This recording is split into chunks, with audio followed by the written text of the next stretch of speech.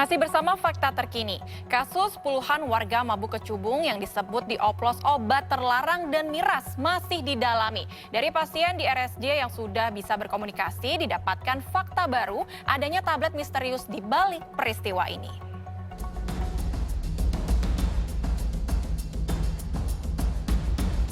Peristiwa puluhan warga, yang sebagian besar orang muda, mabuk kecubung, diduga dioplos obat terlarang dan miras, masih jadi sorotan.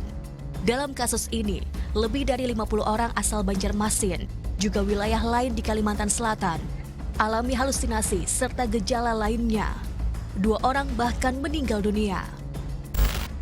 Puluhan orang ini sempat dan masih dirawat di Rumah Sakit Jiwa Sambang Lihum buat penanganan kondisi kehilangan kesadaran hingga imbas pada syaraf. Pasien berusia rentang 20-55 tahun. Pihak RSJ ungkap fakta baru. Sejumlah pasien yang sudah bisa diajak berkomunikasi disebut ungkap. Mereka hilang sadar bukan hanya karena konsumsi kecubung, melainkan pula sejenis tablet. Rata-rata pasien yang alami halu cukup tinggi, tenggak 3 hingga 5 tablet ini. Sudah ada beberapa pasien yang bisa kami wawancarai, sekitar ada 4 atau 5. Itu jawabannya hampir sama, ya. Mereka meminum tablet, ada yang 2, ada yang 5. Sampel darah pasien sudah dikirim ke pihak terkait. Badan Narkotika Nasional sebut penyebab pasti. Juga jenis serta kandungan tablet dimaksud masih ditelusuri. Belum bisa dipastikan apakah ini karena kecubung murni atau memang ada campuran. Nah, makanya kami mengambil sampel dari para korban untuk dikirim ke lab for narkotika. Penyelidikan masih berjalan.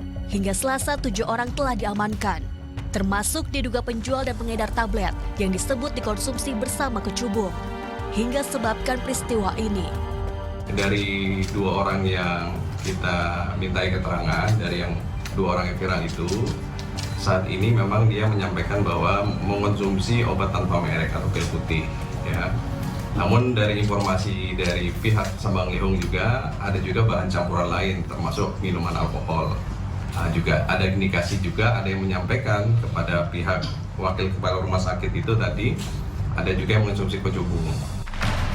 Oplosannya didalami, kecubung atau sering disebut tanaman bunga trompet yang turut berkontribusi dalam peristiwa ini sendiri pun terbukti berkhasiat, namun juga bisa beresiko fatal jika dikonsumsi dalam kadar atau dengan campuran tertentu. Efeknya mulai halusinasi hingga merusak sistem syaraf pusat hingga jantung. Meski demikian, dalam undang-undang, tanaman kecubung tidak tergolong narkotika. Randy Nakal melaporkan untuk NET.